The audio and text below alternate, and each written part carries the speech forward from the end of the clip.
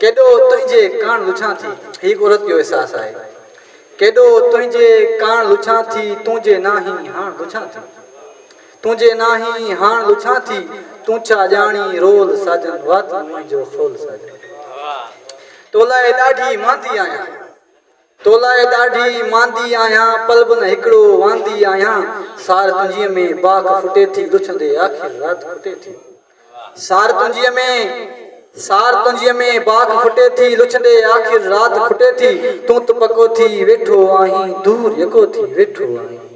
तूं त पको थी वेठो आहीं दूर यको थी वेठो आहीं कहिड़ी थी पई भोल साजन वात न मुंहिंजो खोल साजन। हाण त बिल्कुलु साह कढे थी तन्हाई भी बाह कढे थी हाण त बिल्कुलु साह कढे थी तन्हाई भी बाह कढे थी कणकनि में लाबारा आया याद उहे ॾींहं सारा आया कणकनि में लाबारा आया याद उहे ॾींहं सारा आया याद उहे ॾींहं सारा आया गरजी क्योसी चूंडो हाय वक़्तु हयो राम फुटो आए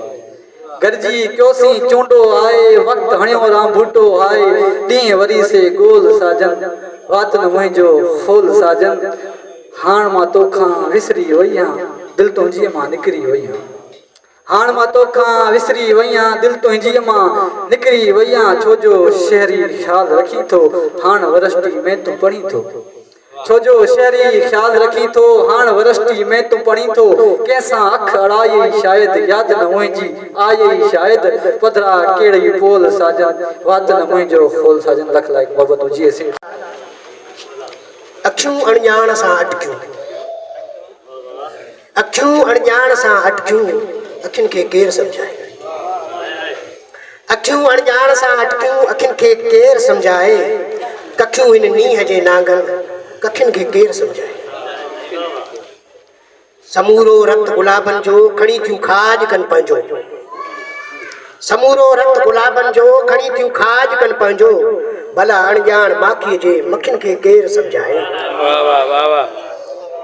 कटोरा मद भरे निकिरनि अखियुनि में इश्क जा ओते कटोरा मद भरे निकिरनि अखियुनि में इश्क जा ओते मरनि था वाट के वींदड़ सखियुनि खे केरु सम्झाए अचनि था न्याज़ परदेसी करे काबू असांजी दिलि अचनि था न्याज़ परदेसी करे काबू असांजी दिलि वञनि था पोइ उॾामी हू पखियुनि खे केरु सम्झाए अखियूं अणॼाण सां अटकियूं अखियुनि खे केरु सम्झाए कखियूं हिन मींहं जे नांगनि कखियुनि खे केरु सम्झाए।